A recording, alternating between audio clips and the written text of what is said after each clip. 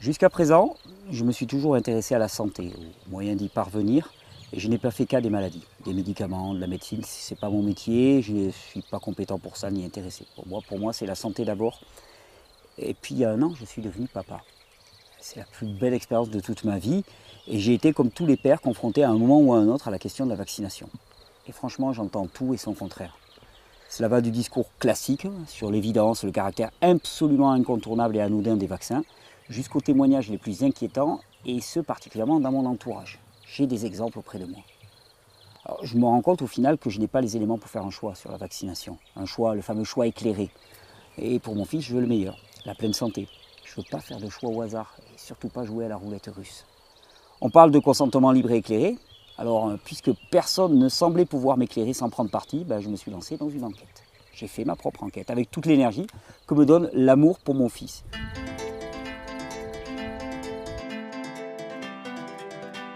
Et je voulais enfin savoir ce qu'il en était de la vérité sur la vaccination. Mon opinion, finalement, n'a aucune importance, et mes choix non plus. Ce que je veux, c'est donner à chacun des informations claires, rationnelles et basées sur des faits scientifiques, afin de pouvoir faire un choix éclairé. Je ne suis pas anti-vaccin, je suis pro-science, pro-santé publique, pro-enfant heureux et en bonne santé. Et donc, je vais poser des questions et essayer d'y répondre.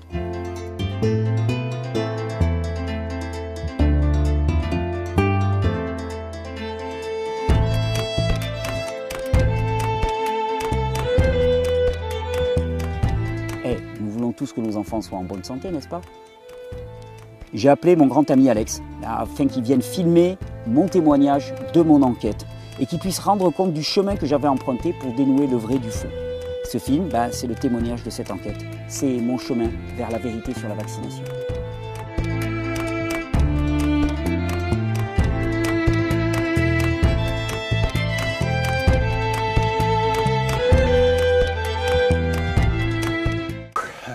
Salut Alex. Hello. Ça va? Ouais. Bien dormi? Ouais, très bien. Petit matin encore.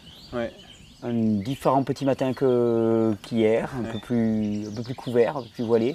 On va se terminer cette série de vidéos. Si tu veux bien, tu as vu hier, on est arrivé un petit peu au bout de ce que j'avais envie de donner comme contenu sur la vaccination. Tu vois, je me suis arrêté là pour moi-même parce que j'avais suffisamment d'éléments pour forger mon opinion. Et je crois que c'est vraiment ça l'important, c'est que chacun aille recueillir la quantité d'informations nécessaires, qui lui est nécessaire pour se bâtir une quantité d'informations minimale.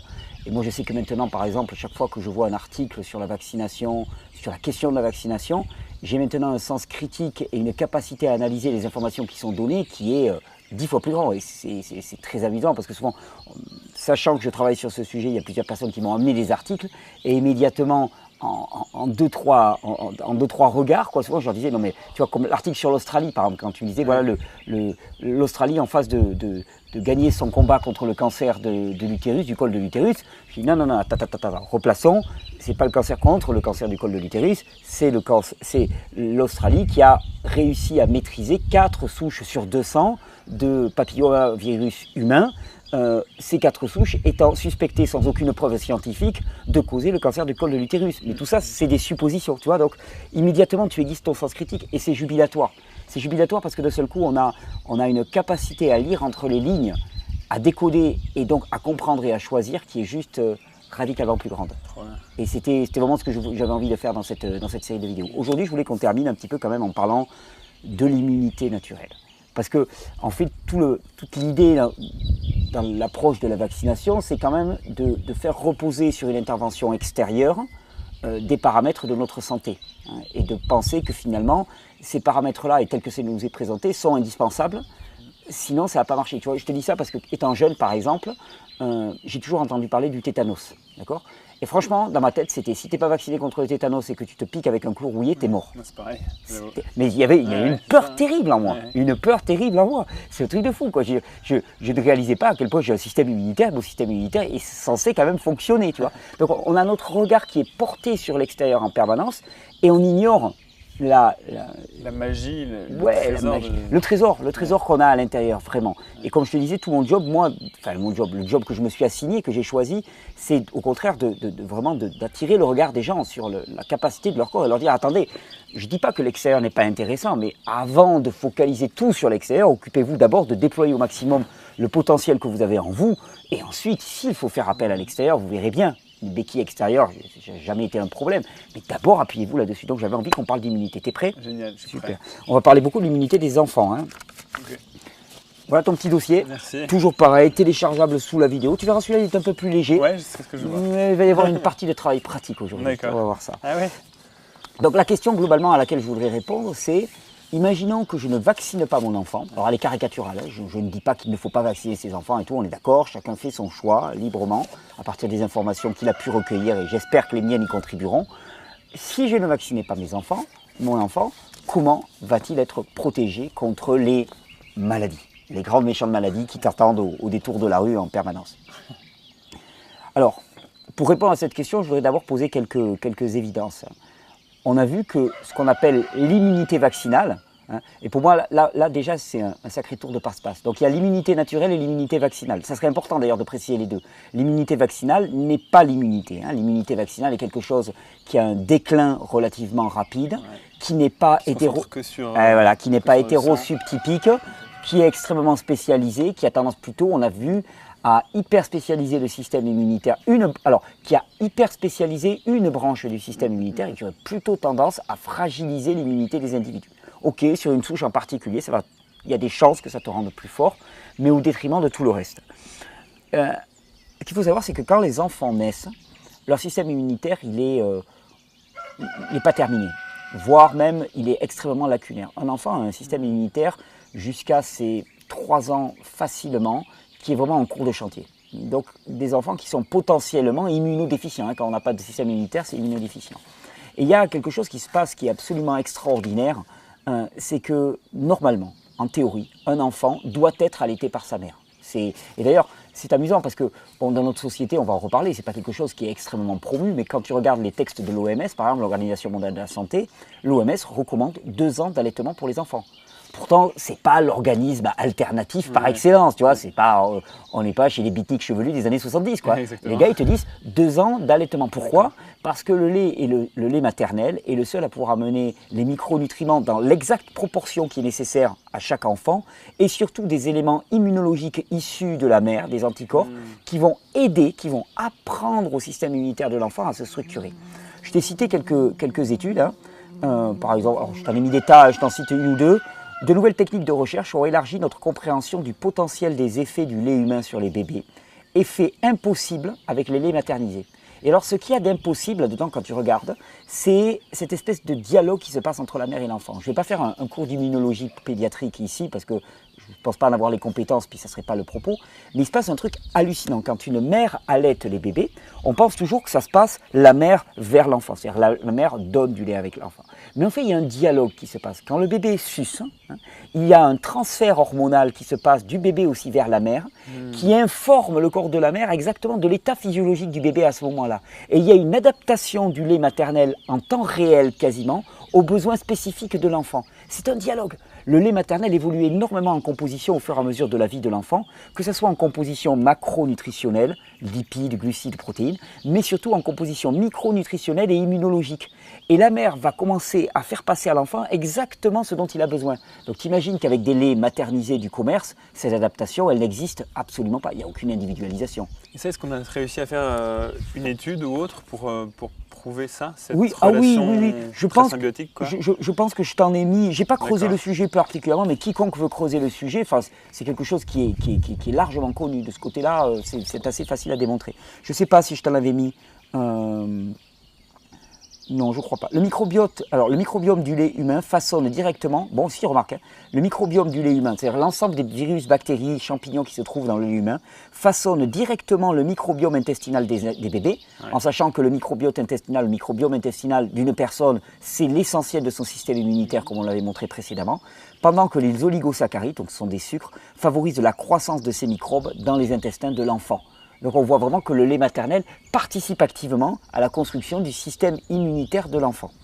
Alors là, on parle carrément de ce qu'on appelle l'immunité mucosale. Hein. Donc c'est vraiment ce qu'on avait défini comme le plus grand organe immunologique du corps. On est directement dessus. Et on organise des campagnes pour favoriser, pour promouvoir la vaccination, pour parler de la vaccination. Il y a un site Vaccination Info Service. Je n'ai pas encore vu de site Allaitement Info Service. Je n'ai pas encore vu de grande campagne pour promouvoir l'allaitement en France. Et dans cette vidéo, c'est vraiment l'une des choses sur lesquelles je voudrais attirer notre attention. On a un moyen naturel de structurer les systèmes immunitaires des enfants, de les rendre plus forts, et qui est parfait, on va dire, d'une certaine manière. Et on passe complètement à côté. Et pire que tout, il y a même des études qui tendraient à vouloir minimiser l'allaitement naturel parce que ça a un côté extrêmement immunologique. Je vais t'expliquer. Une étude effet inhibiteur du lait maternel sur l'infectivité des vaccins à rotavirus oral activé. La faible immunogénicité et la faible efficacité des vaccins à rotavirus. Donc on a essayé de vacciner des enfants avec des vaccins à rotavirus et ils ont mesuré une faible immunogénicité et la faible efficacité des vaccins. Les vaccins font chou blanc d'une certaine manière. D'accord. Chou rouge, chou blanc, je ne me souviens plus comment on dit. Chou bleu. Chou bleu, ouais, il faut chou bleu. Il faut chou bleu, c'est le petit matin. Il faut chou bleu et il ne fonctionne pas comme on voudrait. Dans les pays pauvres en voie de développement, pourrait être expliqué en partie par les titres élevés d'IgA, donc ce sont des anticorps, et d'activité neutralisante provenant du lait maternel consommé par les bébés au moment de la vaccination, ce qui pourrait effectivement réduire l'action du vaccin. Des stratégies visant à surmonter cet effet négatif, telles que le fait d'éloigner l'allaitement du moment de la vaccination, devraient être évaluées. Alors tu te rends compte? En fait, ils ont des problèmes pour vacciner les bébés dans les pays en voie de développement avec les vaccins oraux. Parce qu'avec les vaccins injectables, ça passe complètement à la trappe. Mais avec des vaccins oraux, qu'on prend par voie orale, quand ils ont cherché la raison pour laquelle ça ne marchait pas, ils se sont rendus compte que le lait maternel avait une action antivirale sur les virus qu'on injectait dans les enfants. Et donc leur conclusion, c'est qu'il faudrait faire en sorte que les bébés ne têtent pas au moment où on donne les virus, parce que sinon nos vaccins ne marchent pas.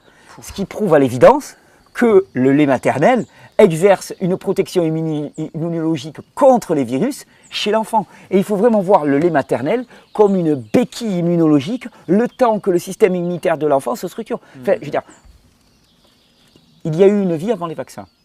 Ouais.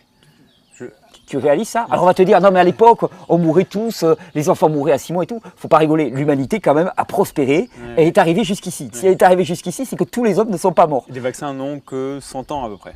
Alors oui, la massification. Le premier vaccin, c'est 1850 à peu près. Hein. L'histoire du vaccin contre la variole, c'est 1850. Donc ça fait moins de 200 ans. D'accord ?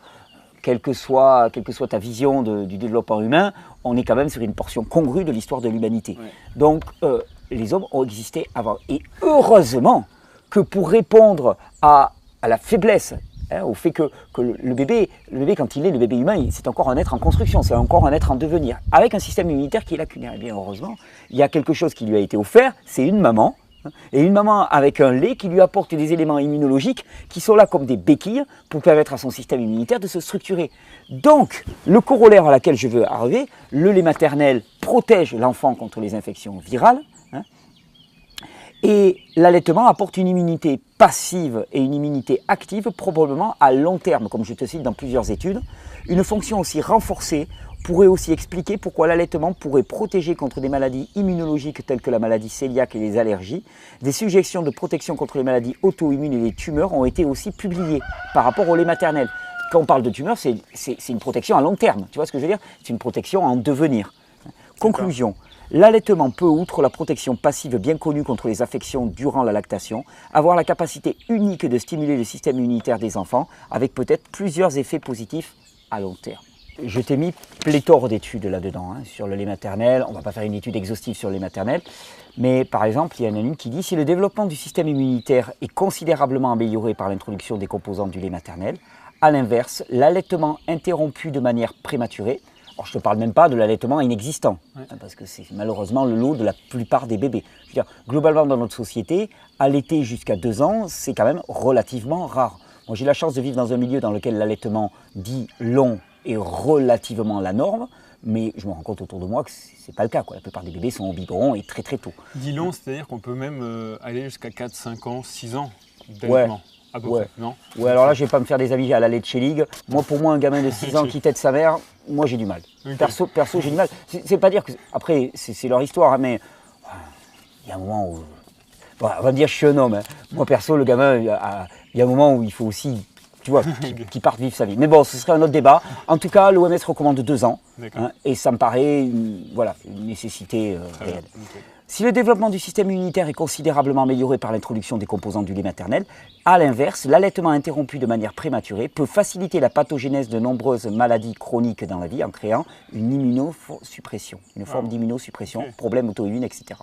Dans un autre document de référence que je cite, Immunité mucosale, l'immunologie du lait maternel, les auteurs présentent toute la complexité des échanges immunologiques qui se passent entre la mère et l'enfant et toutes les fonctions immunitaires assurées par le lait maternel. Donc si ça t'intéresse particulièrement comme sujet, tu vas voir ce document, l'immunité mucosale, immunologie du lait maternel, et là tu vas voir tous ces échanges dont je te parlais qui se passent entre la mère et l'enfant, tu as le lien qui est présent dans ta fiche.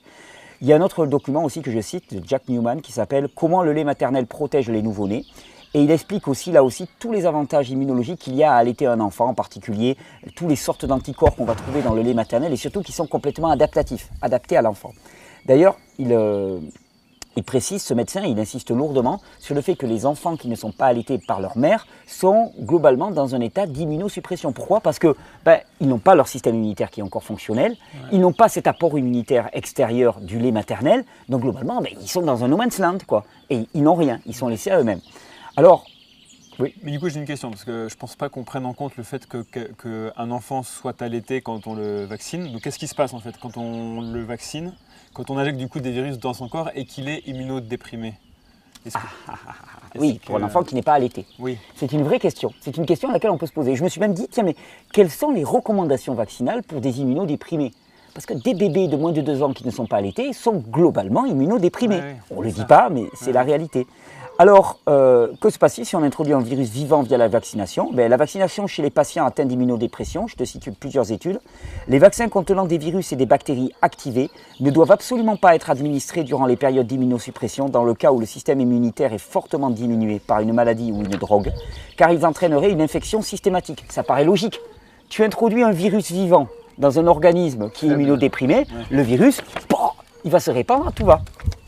Les médecins doivent connaître suffisamment les contre-indications des vaccins chez les individus immunodéficients et les personnes qui habitent avec ces individus. Donc globalement, est-ce qu'il n'y a pas matière à s'interroger sur la politique vaccinale vis-à-vis d'enfants qui sont objectivement immunodéprimés, pour lesquels on injecte avant 2 ans des bactéries qui sont activées, qui sont vivantes? Et il y a certainement quelque chose à revoir à ce niveau-là. En tout cas, moi, c'est mon interrogation. En plus, la plupart des maladies pour lesquelles on vaccine les enfants, je tiens vraiment à le préciser, je vais me répéter, ce ne sont pas des maladies graves.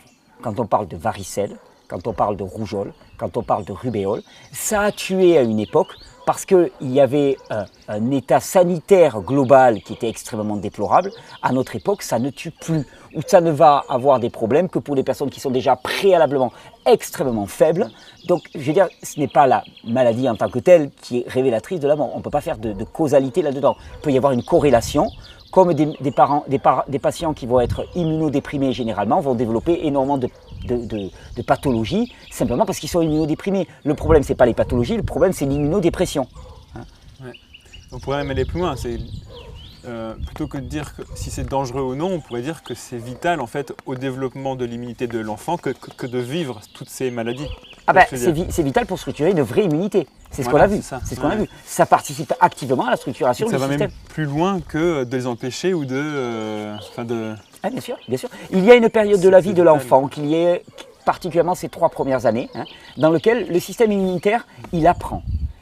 C'est un peu comme si tu avais tout processus d'apprentissage. Tu as un système qui n'est pas mature et qui doit apprendre, mais il n'apprend pas ex nihilo, il apprend en relation avec son environnement. C'est-à-dire que c'est un dialogue avec l'environnement. Le système immunitaire de l'enfant va rencontrer des souches virales bactériennes.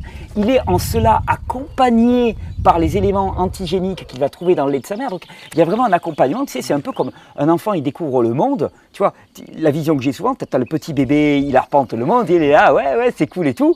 Mais il y a son père ou sa mère qui est un pas en retrait, tu vois, qui le laisse découvrir le monde, mais qui est toujours là en vigilance. Tu vois, moi je vois mon petit, hier il était en train de monter à une échelle, il voulait à tout prix monter à un arbre. Bon, globalement, je l'ai laissé faire, sauf que il ne s'en rendait pas vraiment compte, mais j'étais juste derrière lui. J'étais pas là en train de l'empêcher de faire son expérience, mais s'il y avait le moindre bug, hop, j'étais là pour rattraper. Tu vois, c'est le rôle d'un parent. Ben là, c'est pareil. C'est-à-dire que le système immunitaire de l'enfant, il est immature. Il se construit en interrelation avec son environnement. Sauf que si tu le laisses tout seul face à son environnement, ben, dans l'environnement, il peut y avoir des gros costauds avec lesquels ça ne va pas bien se passer.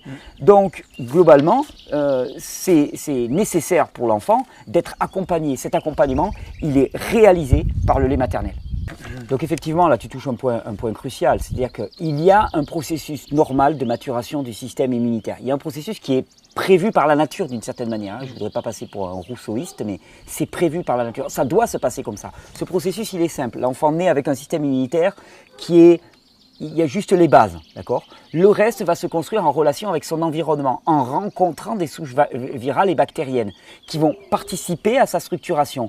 Mais pour ce faire, il y a quand même l'apport, le soutien, la béquille du lait maternel qui apporte certains éléments antigéniques de manière à ce que l'environnement ne prenne pas le pas sur l'enfant. C'est à ce niveau-là que ça se joue. Ça, c'est le fonctionnement normal. Si tu coupes ça, ben, tu ne peux pas t'attendre à une structuration normale du système immunitaire de l'enfant. Et un système immunitaire qui ne se construit pas à l'âge bébé finalement, de manière adéquate, c'est des individus qui voient toute leur vie avec un défaut de fonctionnement du système immunitaire et que toute leur vie vont être dépendants de béquilles extérieures. Sans pouvoir à un moment le renforcer par d'autres manières. Si, on va en parler, tout n'est pas foutu. Tu sais bien que dans ma approche de la vie, tout n'est pas foutu. Et donc, je t'ai montré à quel point finalement la confrontation avec les maladies infantiles est importante. L'exposition à la varicelle renforce l'immunité, par exemple, contre l'herpès. Implication de la vaccination de masse contre la varicelle. On estime que la vaccination de masse contre la varicelle a entraîné une épidémie à grande ampleur d'herpès zoster, affectant plus de 50% des 10-44 ans à l'introduction de la vaccination. Le fait qu'on ait empêché que les enfants rencontrent la varicelle sérieusement, c'est quelques boutons. Je l'ai eu la varicelle, c'est pas hyper agréable, on n'en meurt pas. C'est un processus normal. On est une époque où on ne veut plus jamais avoir le moindre inconfort. Oui, c'est ça. On ne veut plus. On va en parler de cette notion d'inconfort. Elle est essentielle. On ne veut plus jamais avoir le moindre inconfort. Il ne faut surtout pas, dès qu'il y a le moindre problème, la moindre petite fièvre, il faut l'arrêter tout de suite. Ça fait partie du processus normal d'apprentissage et de maturation des organismes, des individus et des organismes. L'infection par le virus de la rougeole durant l'enfance. Alors, l'infection par le virus de la rougeole sans rougeur, c'est-à-dire le virus de la rougeole, quand il est empêché par la vaccination durant l'enfance, peut être lié à la maladie à l'âge adulte. Il y a des preuves de lien entre un historique négatif de rougeole, une exposition en début de vie, par exemple une injection d'immunoglobuline sérique après exposition, et le développement de maladies immunoréactives, de maladies de glandes sébacées, des maladies dégénératives des os et des cartilages et de certaines tumeurs. C'est-à-dire qu'il y a un lien entre la rencontre asymptomatique, c'est-à-dire la rencontre par des souches virales vaccinales avec le virus de la rougeole, et le fait que des personnes développent d'autres maladies par la suite, c'est-à-dire qu'en vérité, pour le décrypter, c'est que les personnes n'aient pas une structuration suffisante de leur système immunitaire qui va les rendre beaucoup plus faibles par la suite.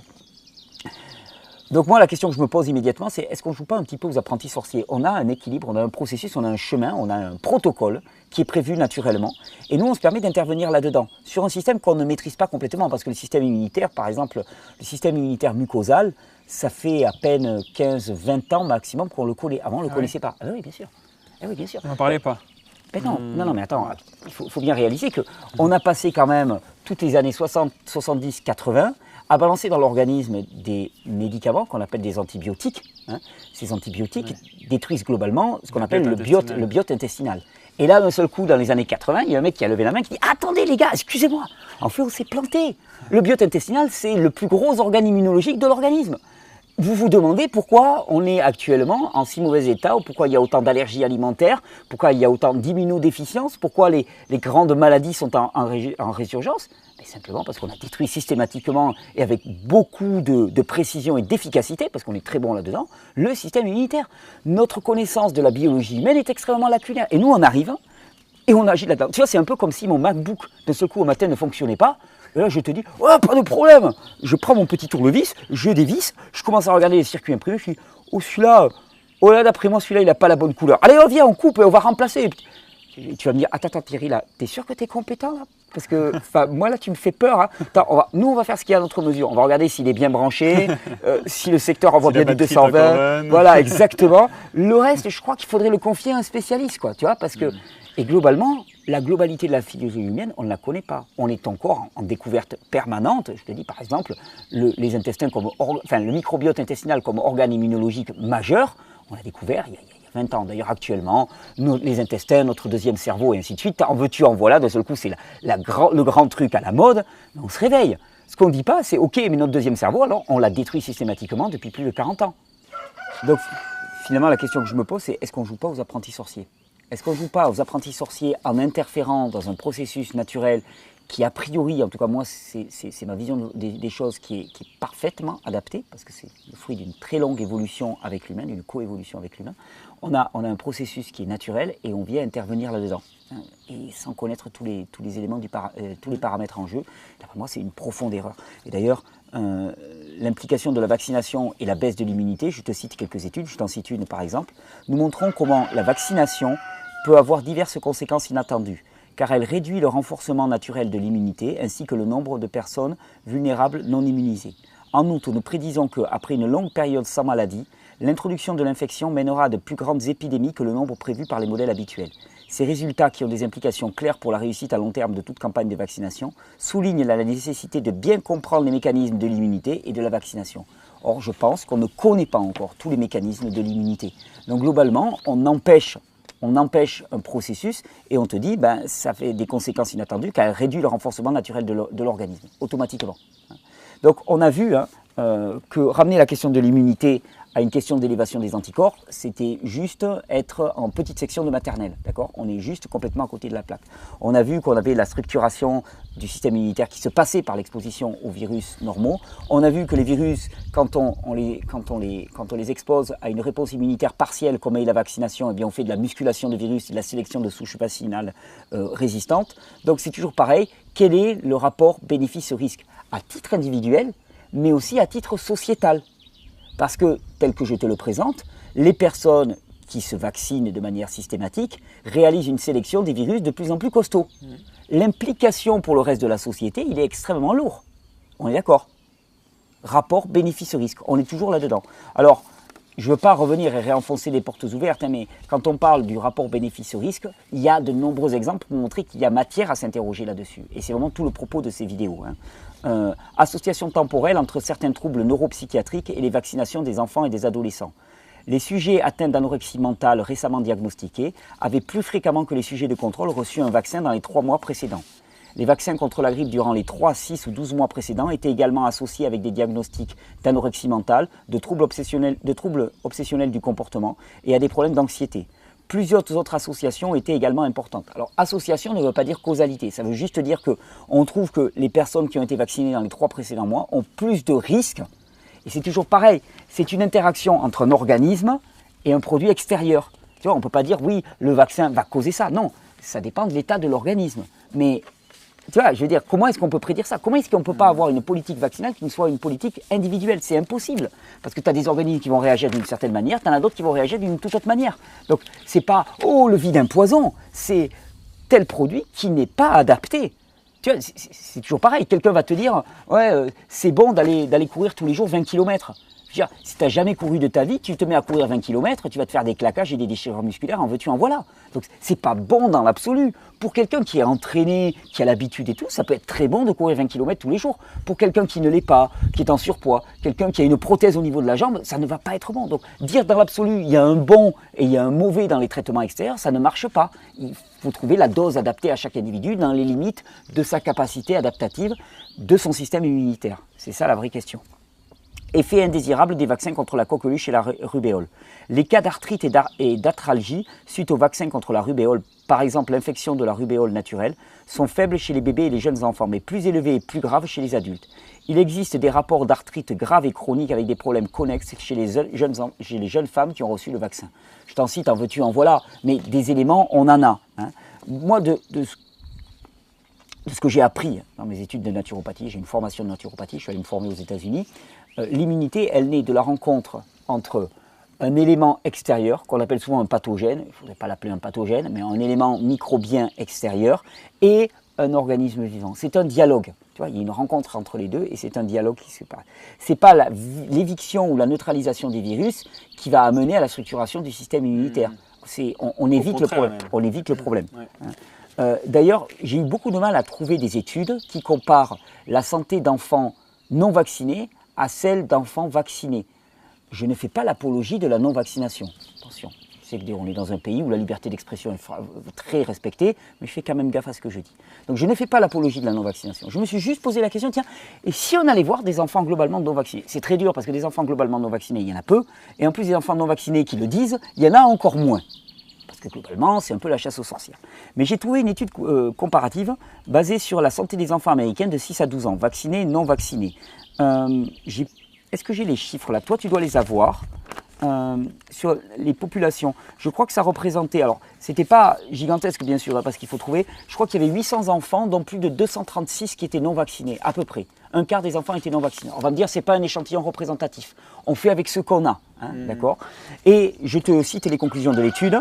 L'évaluation des effets à long terme du calendrier des vaccins sur la morbidité et la mortalité a été limitée. Dans cette étude pilote sur les enfants non vaccinés scolarisés à la maison, c'est souvent le cas parce que les enfants n'ont plus le droit de... Ah oui.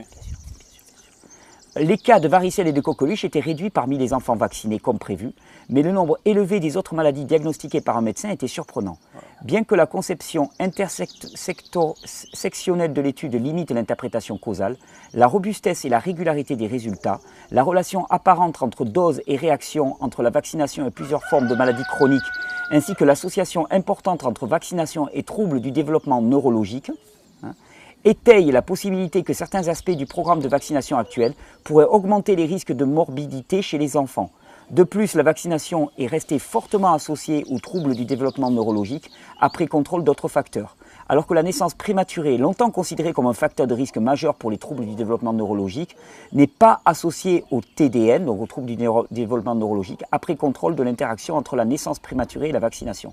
C'est-à-dire que longtemps on a pensé que la naissance prématurée était un facteur majeur de développement de troubles neurologiques, et là ils disent finalement dans notre étude, eh bien, on se rend compte que c'est plus la vaccination que la naissance prématurée qui est facteur de troubles neurologiques. Ils disent bien, on a un échantillon qui a priori pourrait paraître faible et qui pourrait paraître non probant d'une certaine manière, mais quand même la récurrence des résultats nous laisse penser quand même qu'il y a quelque chose à creuser dans ce sens-là.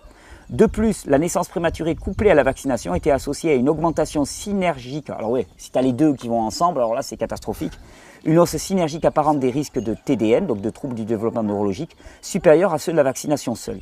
Néanmoins, les résultats de l'enquête doivent être interprétés avec prudence. C'est bien des scientifiques qui parlent, ils vont toujours doucement. Ce n'est pas les laboratoires pharmaceutiques qui ont fait ces études, c'est des équipes indépendantes qui ont l'humilité de dire « attention, il faut plus d'études, il faut plus de recherche ». Les TDN, qui servent de mesure de diagnostic dérivé, sont définis comme ayant un ou plusieurs des 3 diagnostics suivants étroitement liés, difficulté d'apprentissage, troubles du déficit de l'attention, hyperactivité et troubles du spectre autistique. Alors voilà, un échantillon pratique de 666 enfants a été obtenu, dont 261, 39% des enfants non vaccinés. Voilà cette étude américaine qui est quand même interpellante. Et je te rappelle toujours qu'on a cette relation contre-intuitive. Les nations qui vaccinent le plus sont celles qui ont le plus haut taux de mortalité infantile. Contre-intuitif, mais c'est la réalité. Alors, est-ce que les vaccins nous protègent contre des virus qui sont nécessaires à notre santé ? On revient toujours à cette même question, et c'est cette question qui va tourner énormément dans cette vidéo. Alors, j'ai commencé à m'intéresser un petit peu à la notion de virus, et il y a quelques années, il y a eu un gros boom, je te dis, de l'étude de ce qu'on appelait le microbiote, et en particulier les bactéries qui peuplent nos intestins. Et on a parlé du patrimoine bactérien qu'il y a à l'intérieur de nos intestins, et depuis quelques années, on parle maintenant du virobiote. On s'est rendu compte que s'il y avait 10 puissance 14 bactéries dans notre corps, il y avait 10 puissance 35 virus dans notre corps en permanence, qui sont latents et qui sont des cofacteurs de notre fonctionnement métabolique. Et on parle de plus en plus du virobiote. Le virobiote, c'est l'ensemble du patrimoine génétique qui est porté par les virus à l'échelle de notre corps. Et ce virobiote, il paraît essentiel comme agent immunitaire. Donc t'imagines, on tape systématiquement sur les virus en prenant des souches virales qui sont censées booster l'immunité et on ne sait même pas ce que c'est que le virobiote. Les virus en tant qu'agent thérapeutique. Le traitement par virus de souris diabétiques insulinodépendantes non obèses prévient le diabète sucré insulinodépendant tout en maintenant une compétence immunitaire générale. Une situation dans laquelle un virus peut être utilisé comme agent thérapeutique pour prévenir une maladie auto-immune mortelle est explorée. Les souris diabétiques insulinodépendantes non obèses développent spontanément un diabète caractérisé par une infiltration lymphocytaire dans les îlots de Langerhans, par une destruction des cellules bêta. L'infection des souris par le virus de la chorioméningite lymphocytaire met un terme aux manifestations auto-immunes et au DSID. Donc le DSID, c'est le diabète sucré insulinodépendant. Le virus agit sur un sous-ensemble de lymphocytes CD4+. On a un virus là qui, une fois qu'il est introduit dans l'organisme, stimule une réaction immunitaire de l'organisme pour lutter contre une maladie auto-immune. Tu te dis finalement les virus ils peuvent avoir un rôle d'accompagnant, ils peuvent avoir un rôle structurant, on retombe là-dessus. On a tapé de manière aveugle sur les bactéries avec les antibiotiques. Jusqu'au jour où il y a quelqu'un qui a levé la main qui a dit « Attendez les gars, on s'est planté !» En fait, les bactéries sont une part essentielle de nous-mêmes.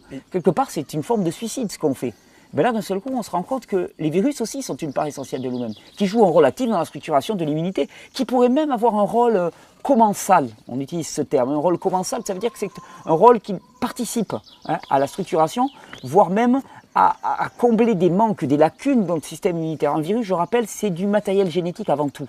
Un virus n'est pas vivant, un virus, c'est un complément de matériel génétique qui est apporté à l'organisme.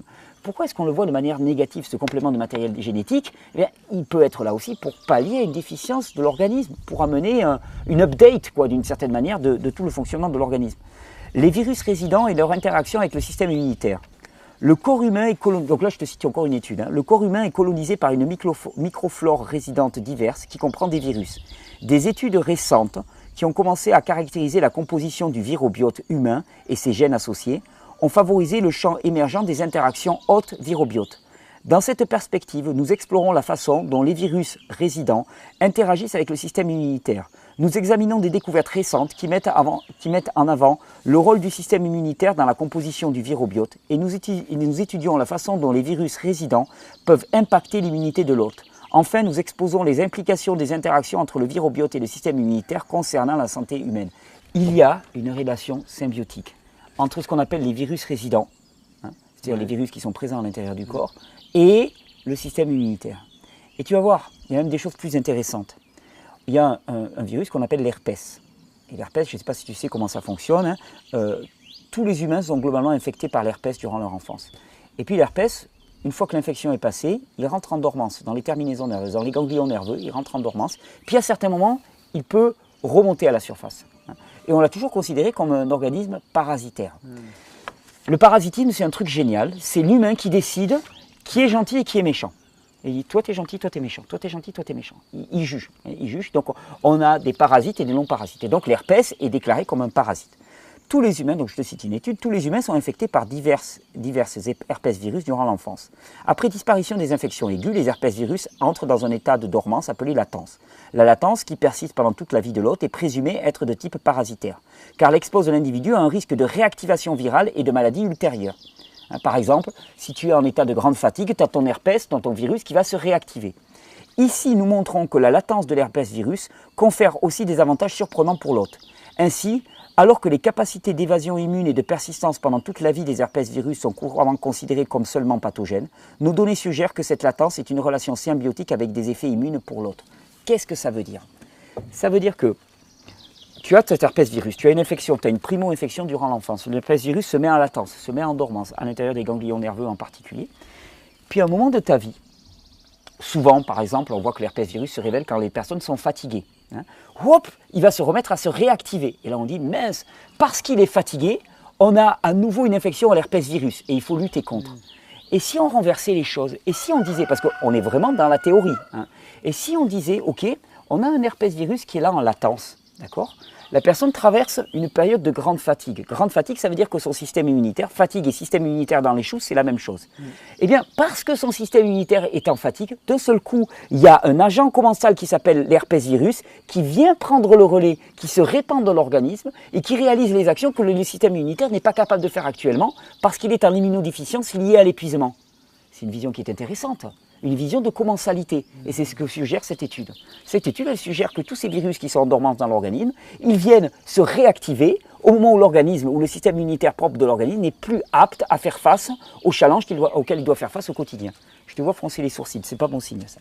Non, Théorie du virus utile. Je réfléchis. Ouais, mais après, c'était juste... On va dire, c'est pas que je comprends, mais on va dire que je comprends ce jugement de bien ou de mal de l'homme dans le sens où il y a certaines choses qui lui font mal. Enfin, là, l'herpès, c'est pas très très agréable et certes, pour un moment, on va dire qu'on l'accepte, mais c'est vrai que si on avait le choix de l'avoir ou pas, je pense que... Oui, la douleur dans l'organisme est un signal, oui. D'accord. Supprimer le signal parce que, c'est simple, on va faire simple. Tu es en train de rouler sur l'autoroute, d'accord. Tu as ta jauge à essence qui s'allume, c'est un signal. C'est pas obligatoirement, hein. Toi tu dois te rendre à Montpellier, moi je dois me rendre à Montpellier, je suis déjà à la bourre, d'accord. J'ai ma jauge à essence qui s'allume, qu'est-ce que je me dis? Punaise, j'ai pas fait le plein, va falloir que je m'arrête dans une station-service, je vais être encore plus en retard, d'accord. Donc là j'ai deux possibilités, c'est pas agréable pour moi, j'ai pas envie de sortir. En plus ce jour-là on est en plein hiver, il y a un vent pas possible et il pleut. Je me dis, putain, je suis bien dans la voiture, je suis au chaud, je suis en train d'écouter de la bonne musique, je vais arriver à Montpellier à l'heure et là, je vais devoir faire un détour. Hein. En plus, il n'y a plus de stations ouvertes sur l'autoroute, il va falloir que je sorte de l'autoroute pour aller faire le plein et ainsi de suite. C'est pas agréable pour moi, c'est vraiment pas agréable. Sauf qu'il y a deux possibilités. Soit je tiens compte de ce signal-là et je vais effectivement faire le plein, même si c'est pas agréable. Et à ce moment-là, le signal va s'éteindre parce que j'aurai répondu de manière efficace et adaptée à ce signal. Soit je dis, ok, le signal, je ne veux pas le voir. Je prends un marteau, je pète le tableau de bord.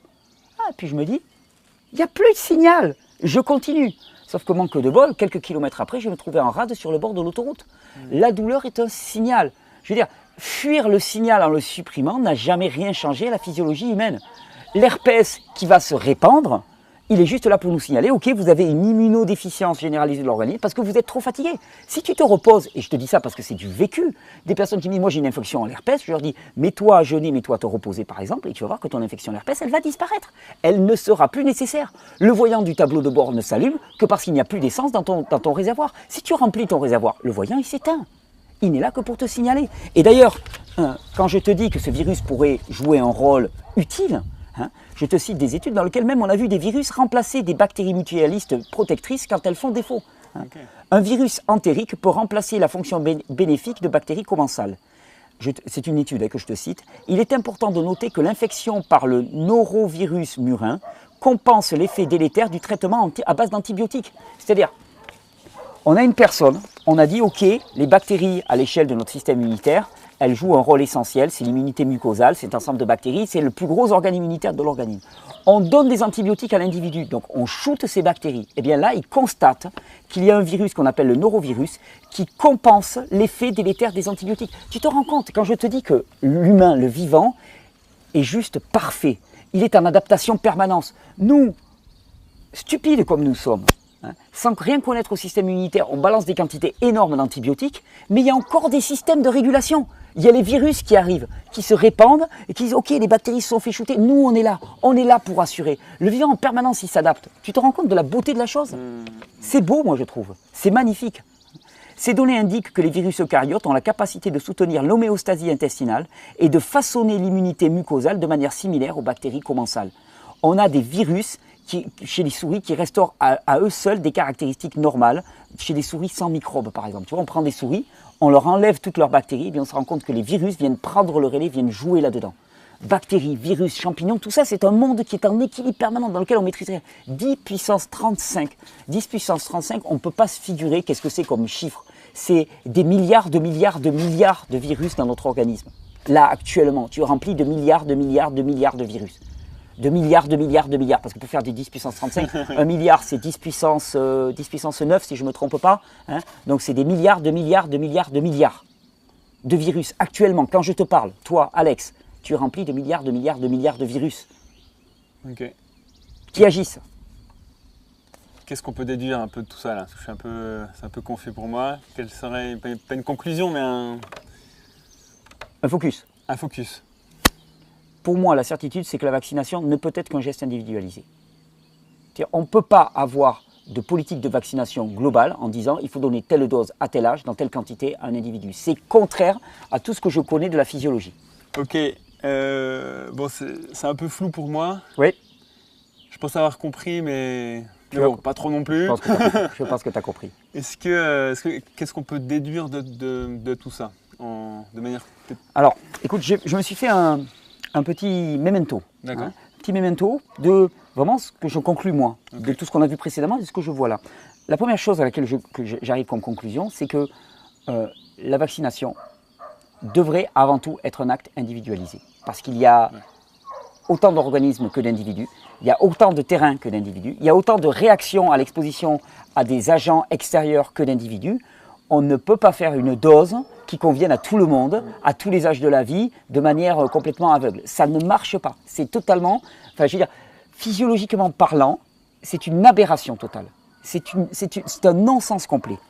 La vaccination ne peut être qu'un geste individualisé si elle a lieu. La deuxième chose, c'est que la vaccination avant l'âge de 2 ans correspond à injecter, c'est-à-dire à court-circuiter les mécanismes normaux de structuration du système immunitaire sur un organisme qui est déjà immunodéprimé. Si en plus l'enfant n'est pas allaité, globalement, ça consiste à injecter des souches virales actives vivantes à un individu qui est en immunodéficience, ce qui est contraire à ce que toutes les recommandations en termes de vaccination nous disent. On nous dit ne vaccinez pas avec des souches vivantes des personnes immunodéprimées. Et pourtant, on le fait parce que les enfants qui ne sont pas allaités sont immunodéprimés. Ensuite, nous ne tenons pas en compte de l'effet cumulatif dans les vaccins. On est en train de prescrire des vaccins hexavalents. On n'a aucune étude de sécurité sur ces vaccins hexavalents. On ne sait pas, on n'en sait strictement rien. Les dites maladies contre lesquelles on se protège, la plupart jouent un rôle majeur dans la structuration de notre système immunitaire. Donc elles sont fondamentales. Et les éviter, c'est se passer d'une structuration évidente pour notre système immunitaire. La vaccination de masse est un non-sens biologique pour moi. Parce qu'elle ne marche pas, elle est impossible. On ne pourra jamais atteindre 100% d'immunité, parce qu'il y a le déclin vaccinal, parce qu'il y a la mutation des souches virales et bactériennes, parce qu'aucun de nous actuellement n'est vacciné. La plupart des adultes en France ne sont pas vaccinés, sauf qu'à une période de leur vie, ils ont été vaccinés, que cette vaccination régulière, parce qu'elle n'est que partielle, elle joue un rôle de sélection sur les souches virales, et donc on ne s'en sort pas.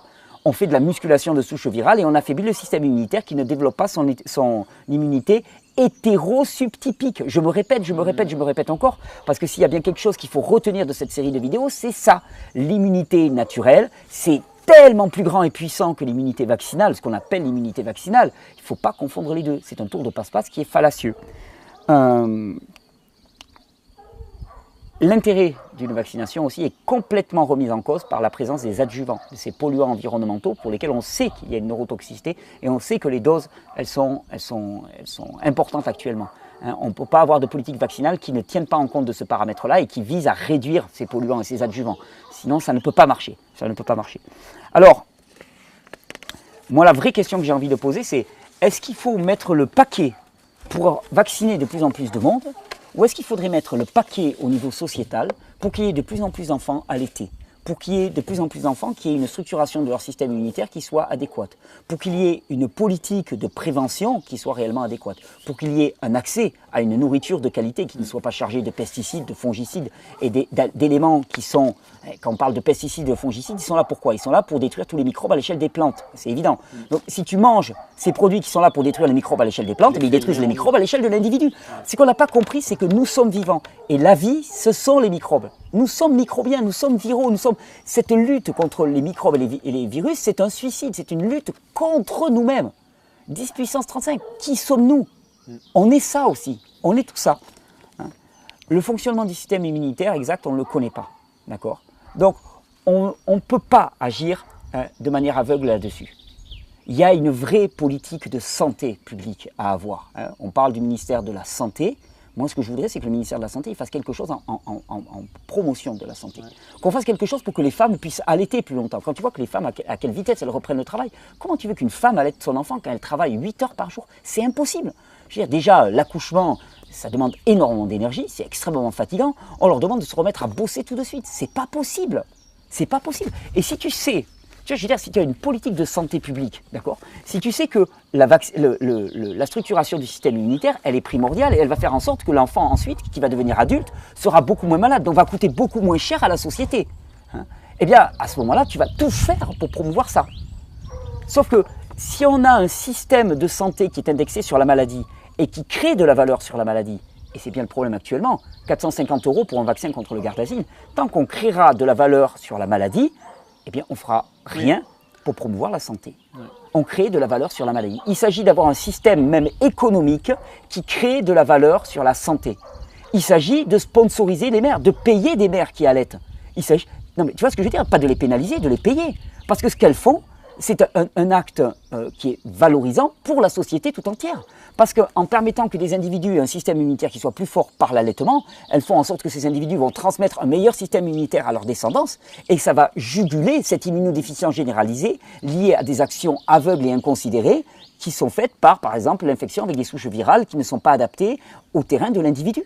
Ces femmes-là, elles devraient être payées, alors qu'actuellement, c'est très compliqué. Elles sont mises en index. C'est anormal. C'est complètement anormal.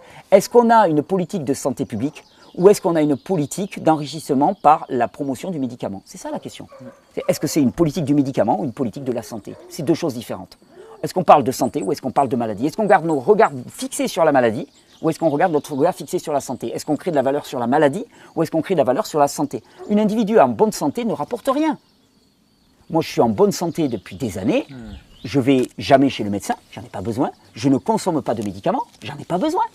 Je ne consomme pas de traitement, je ne rapporte rien. C'est ça la vraie question à se poser. Et c'est ça le vrai challenge auquel on est confronté en tant que société. Sauf que moi, je me réjouis d'une certaine manière. Je me réjouis parce que je pense qu'on a franchi un cap magnifique. Le fait que l'Europe ait choisi massivement de généraliser la vaccination pour tous avec des vaccins EXA et plus, ça va plus que jamais demander de se positionner pour chaque parent, pour chaque individu. Parce que de ce que je vois moi là, j'ai de graves doutes par rapport à l'issue d'une telle campagne de vaccination. J'ai vraiment des graves inquiétudes par rapport à ça. Si elle est faite telle qu'elle est faite actuellement, sans discernement, avec les produits qu'on nous propose actuellement, s'il n'y a pas une remise à plat de toute la politique vaccinale, je pense qu'on va devant des grosses catastrophes. Et ça, ça sera tellement gros que ça va demander à se positionner. Quelque part, tu sais, il y a toujours l'histoire de la grenouille qu'on met dans l'eau froide et puis on élève la température progressivement et la grenouille se fait ébouillanter. Là, d'un seul coup, la grenouille que nous sommes, on l'a jetée dans de l'eau bouillante, d'un seul coup. Il va y avoir que deux possibilités, se réveiller ou ne pas se réveiller. Et j'espère que le matériel que j'ai donné dans ces vidéos va permettre de susciter un débat public. Je ne suis pas contre la vaccination. Je suis pour qu'on remette à plat tout et qu'on se dise, ok, on vaccine qui? À quel âge? Dans quelles circonstances? Avec quelle dose? Dans quel but? Avec quel résultat? Qu'on évalue réellement les résultats, d'accord? Et puis si les résultats ne sont pas à la hauteur, pourquoi est-ce que les résultats ne sont pas à la hauteur? Ok, ils ne sont pas à la hauteur parce qu'on n'a pas vacciné au bon moment, parce que, voilà, ok, on ajoute. Et les adjuvants, ok, sont-ils vraiment nécessaires? Quelle est leur pathogénicité? Le mercure, on sait qu'on peut s'en passer, ok, alors on le vire, d'accord? L'aluminium, tu vois, tout ça, on le remet à plat. Et réellement, on rentre dans une politique de la santé. Si le vaccin est utile à la santé, alors le vaccin sera inclus dans cette politique de santé. Si le vaccin n'est pas utile à la santé, alors il ne sera pas inclus. Et les fabricants de vaccins peuvent faire des tas d'autres choses. Ils peuvent réinvestir toute leur énergie, leur potentiel de créativité et leur ingéniosité à créer des produits qui seront favorables à la santé humaine. C'est juste mon appel. C'est fort. Merci beaucoup, hein. C'est fort. Et quand tu disais finalement l'immunité d'un enfant, s'il n'a pas reçu l'allaitement maternel, est-ce qu'il y a moyen de le cultiver ensuite? Ma réponse est oui. Ma réponse est oui. Et c'est ça qu'il faut enseigner. C'est comment est-ce qu'on renforce l'immunité d'un individu? Comment on renforce l'immunité d'un enfant? D'abord en lui donnant de l'allaitement. Au moins pendant 2 ans. Comme le recommande l'OMS. Qui n'est pas, comme je le rappelle, le sous-bureau du Woodstock Festival. Quoi. Tu vois ce que je veux dire? C'est des gens sérieux, avec des cols et des cravates. Et pourtant, ils te disent qu'il faut allaiter pendant 2 ans. Ils ne le font pas. Mais ils le disent que c'est bien. Je pressens presque que ta prochaine enquête sera sur tout ça, sur la santé publique. Santé publique, ouais, ça pourrait être un super sujet. Ça pourrait être un super sujet. Mais moi, en guise de conclusion, j'avais envie de te proposer une petite expérience. Non, mais attends, il va falloir que tu te mouilles un petit peu. On a parlé du système immunitaire et des déficiences du système immunitaire. Est-ce que tu sais quel est le meilleur moyen de renforcer un système immunitaire? Quel est le moyen le plus radical actuellement que l'on connaisse de renforcer le système immunitaire? De le pousser proche de sa limite adaptative. Ouais. À tous les niveaux. À tous les niveaux. Par exemple, le jeûne. Le jeûne, actuellement, est connu. On te dit que 3-4 jours de jeûne, c'est l'un des meilleurs moyens de renforcer le système immunitaire. L'exposition au chaud, au froid. L'exposition d'un organisme à des stress extérieurs, le stress étant vécu comme un élément perturbant, mais un stress extérieur qui ne dépasse pas sa capacité adaptative. Et ça, c'est vraiment intéressant parce que il y aura pour chaque organisme, sa dose. Tu vois, il n'y a pas une dose. Un stress extérieur, tu vois, par exemple, pour l'un, ça va être s'exposer au chaud. Tu vois, quand on parle d'exposition au chaud, on parle du sauna, on parle de le bain de soleil ou des choses comme ça. Ça va être une exposition au chaud. Mais pour certains, ça va être une certaine dose. Pour d'autres, d'autres. Pour le jeûne, ça va être la même chose. Pour l'exposition au froid, ça va être la même chose. On te parle des douches froides souvent. Hein, les douches froides, c'est bon pour l'organisme. Mais ça dépend qui, à quelle dose, quelle quantité. Hein. Et tout ça, ben, c'est un dialogue entre un organisme et un individu. Mais il y a des moyens de renforcer le système immunitaire. Dans toutes les vidéos que j'ai publiées sur ma chaîne YouTube, sur YouTube, il y a des milliers de vidéos dans lesquelles je parle essentiellement de ça. Parce que jusqu'à présent, je n'avais gardé mon regard que focalisé sur la santé. Je ne regardais pas la maladie. Je disais, la maladie, c'est le business des médecins. Je ne m'en occupe pas. C'est vrai que tu te concentrais principalement sur la vie et sur oui, moi je dis, renforce ta santé, la maladie, tu l'oublieras. Ouais. Ne lutte pas contre la maladie. Ou si tu veux lutter contre la maladie, moi, c'est pas mon rayon, c'est pas ce à quoi je m'intéresse. Moi, je m'intéresse à la santé. Promeut la santé, renforce la santé, nourris ta santé et tu verras que la maladie n'existera plus. Et quand je parle de nourrir sa santé, je parle de nourrir son système immunitaire. Du coup, je te coupe parce que y a un truc qui cloche là dans mon raisonnement. C'est que, bon, je comprends globalement ce que tu dis, mais je comprends aussi, une des manières de te comprendre, c'est de penser que plus on se pousse à bout et plus notre système immunitaire devient fort. C'est-à-dire que, pas du tout, effectivement. Donc si on, pour moi, une vie dans la société, on se pousse à bout un peu par le stress, par la pollution, par tout ça. Oui, mais alors, ce qu'il faut voir, c'est que la plupart du temps, les perturbations, le stress que l'on vit au quotidien, il dépasse de loin notre capacité adaptative. D'accord ? Donc déjà, au boulot, la pression qu'on reçoit, elle dépasse de loin notre capacité adaptative. Donc après, quand on rentre chez nous, on veut être dans le confort le plus absolu. Alors qu'en vérité, le corps fonctionne bien quand il est plutôt à la limite de sa capacité adaptative. Et surtout, ce que dit une loi, qui est une loi biologique du vivant, qui s'appelle la loi de l'hormèse, c'est qu'un organisme s'améliore quand il est exposé à une perturbation ponctuelle qui va à la limite de sa capacité adaptative, et quand cette sollicitation pectuelle est suivie d'un temps suffisant de repos. Tu choques l'organisme et tu le reposes. Et d'ailleurs, n'importe qui, par exemple, qui fait de la musculation, te dira que la construction musculaire ne se passe pas à la salle. À la salle, tu choques l'organisme, et ensuite tu te reposes, et c'est là que le muscle se construit. Et au final, on le voit pour plein de choses. Par exemple, si moi je veux me préparer à un marathon demain, plutôt que de faire en un coup les 120 km ou autre, je vais en faire 5. 42, 195. Voilà. Je vais en faire 5, ensuite 10, ensuite 20. Oui, tu vas faire une adaptation progressive aux limites de ta capacité adaptative et ainsi de suite.